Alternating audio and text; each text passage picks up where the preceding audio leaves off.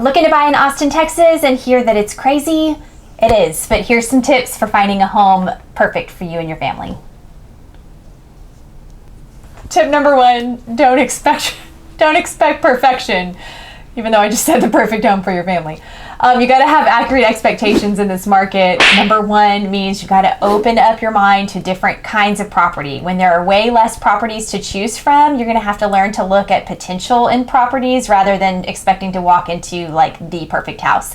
It could still happen, but you want to open your mind just in case it doesn't, because chances are good that you're going to need to do a little work to make the house exactly the way you want it. That goes for the kind of house you're getting, but it also goes for the neighborhood that you're looking in. A lot of people know exactly where they want to be within the Austin area or the Austin suburbs, but you may end up needing to look outside of that area, and you may end up finding a really terrific fit that isn't in the neighborhood you originally looked. So a good realtor is going to expand your geographical area at this point and focus on what really matters as far as your commute time, your family life. Like, we're going to have to look for the whys behind where you want to be so that we can find other areas that might meet those same needs for you. So you know that we're in a very, very competitive environment in Austin. As I've mentioned in previous videos, we've got tons and tons of people moving into the area from out of state, out of city, and not enough houses for all of them. So it's a very competitive environment. When you find a house that you want to put an offer on, always approach it as if you're going to be in a competitive environment and as if there will be multiple offers on the property. And what I mean by that is you want to be prepared to put in your very best offer from the beginning. In the past, when it wasn't as competitive, maybe we'd hold back a little when we put in an offer and be ready to negotiate with the seller back and forth until we reached a point that felt fair to both sides. Right now, you don't have the luxury of waiting and hoping and expecting to negotiate, because chances are good that the seller's going to get more than one offer, and they may just grab the first offer without negotiating with anyone. So if you've held back and then you find out someone else went ahead and put in their best offer and they got the house, and it was a price you very easily could have paid, you're going to feel frustrated. So the wise thing to do right now is just to go in with your strongest offer from the beginning, so that if you don't get the house, you don't have any regrets and you know that you tried your best. If you do get the house, then fantastic! You have saved yourself heartache and you're ready to move in. I would say most buyers are not getting the first house they put an offer on right now. Because it's competitive, it usually takes a little time for a buyer to realize how strong of an offer they need to put in. So I have had a couple recently that did. It's not a hard and fast rule, but most of the time, agents that I'm talking to are saying they're writing more than one offer, and sometimes lots of offers before a buyer gets under contract on a home. So go into it expecting that you may not get the first house that you fall in love with. Try to keep your hands open and don't grab onto that house until you know you've got it under contract. The biggest tip I have for you right now entering this crazy market is to work with a local lender. I cannot stress this enough. It is incredibly important. When you work with a local lender, they are motivated to get this deal done for you. Smaller independent mortgage lenders depend on your sale happening, and so they will work late hours, they will rush appraisals, they will do everything they need to do because their paycheck depends on you getting that house. That's who you want. You want someone who's motivated, because it really matters in this environment. The other piece is that realtors know when they're working with a local lender, it's more likely to close without hiccups.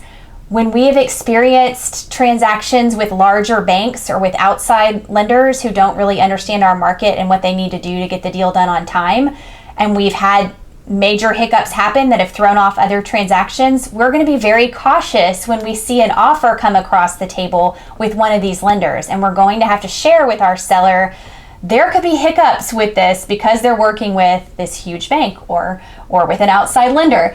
So there is going to be preferential treatment to a lender that the realtor feels like will get the job done. The other piece of this is that within the local lender community, a lot of us have worked with the same lenders over and over again. The lenders will sometimes call the agent and vouch for the buyer and say, look, I've checked all of their financials. We have run everything through underwriting. We know that this deal is solid and is going to close, and I will get it done for you.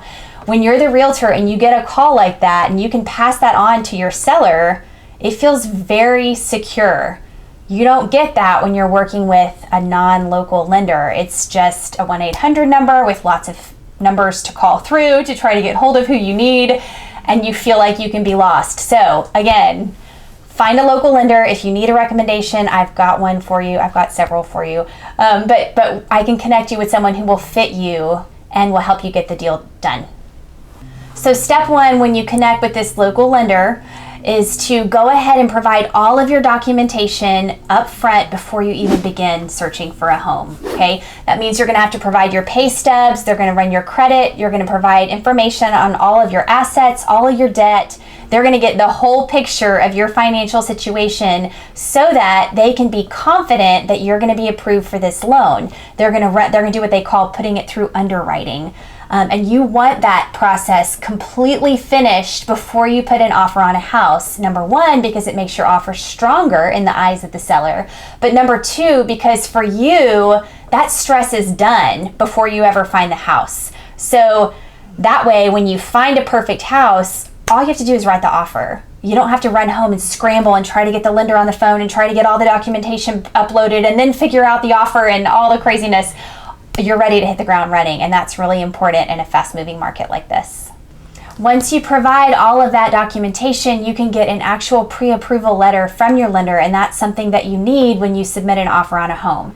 So when you have that letter in hand, you're ready to hit the ground running with a full pre-approval that a seller will look at and feel confident in. All right, let's talk about the price of the home that you're gonna find.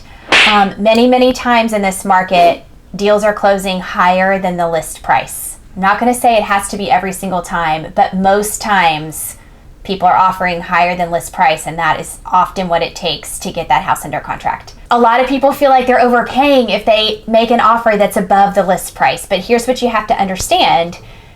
The price, the fair market price, is set by what a buyer is willing to pay for the property. There are buyers who are willing to pay more than the list price. That means that the value, according to the public, is higher than the list price. That value is what's going to be your purchase price. That's how much you're paying for the contract. That is going to be different than the price that the property appraises for. So what's happening in Austin right now is that we have so many people pouring into the area desperate for housing who are willing to pay much more than what the list price is. The public is willing to pay a price that's higher than what the appraised value of the house is going to be. We're running into a big difference here. And the reason for that is because appraisers have to look very carefully at the data. They have very strict regulations on how they can come up with their appraised value. And those processes are based on sales that have happened in the past. Appraisers are looking at the past 6 months of sales data on comparable homes in your area to come up with an appraised value for the home. Well, in a market that's moving as fast as this one, sales prices are set on what's happening in the future. Buyers are bidding higher and higher all the time, and so the appraised value is behind where the market value actually is. So we're running into a position where a buyer is willing to pay $340,000 for a house, but the appraised value is maybe $300,000. So there's this big gap between. Normally when that happens, the buyer and the seller have to come back and negotiate for that $40,000 difference between the appraised value and the purchase price. I just threw out $40,000 because I'm using that for the sake of an example, but it could be any number depending on what values you've agreed to. And this has been a point of contention. It's been a time when you have to negotiate in the past. The lender is only going to give the buyer a loan based on the appraised value of the house. So if the buyer can only get a loan for up to that amount and the seller is counting on a higher amount, then in the past, either the seller would have to drop the price or the buyer would have to bring more cash to closing or some combination of the two in order to make the deal work. Well, what's happening right now is that buyers, in order to be more competitive, are saying, hey, if it doesn't appraise, because we know it might not, I will bring the extra cash. Seller, you don't have to worry about dropping the price. That's not going to happen. You don't have to worry about this deal falling apart if it appraises low. They're trying to provide extra assurance to the seller that the deal's going to work. And so up front, they're agreeing that they're going to pay more cash when the property doesn't appraise. That's called an appraisal waiver, and it's happening a lot in our market right now. They can choose to either waive the entire thing and say no matter what the property appraises for, I'll bring the extra cash. Or they can set kind of a baseline and say, hey, if the property appraises for $320 or more, I'll bring the cash. But if it's less than that, then we'll have to negotiate. So there's a lot of different things going on with that right now, and you need to fully understand that if you're writing an offer. You need to understand how to use that appraisal waiver in a way that will benefit you in getting the house, but you also need to understand what you're agreeing to do, because if it appraises low, you're going to have to bring more cash, and you need to understand how much you could be on the hook for. So it's really, really important that you work with a very good lender, and again, an Austin lender who understands the appraisal waiver that we're using right now, and who can advise you on that so that you're prepared to bring that extra cash and make sure that you actually have it, so you don't get stuck in a situation where you can't live up to your contractual obligations.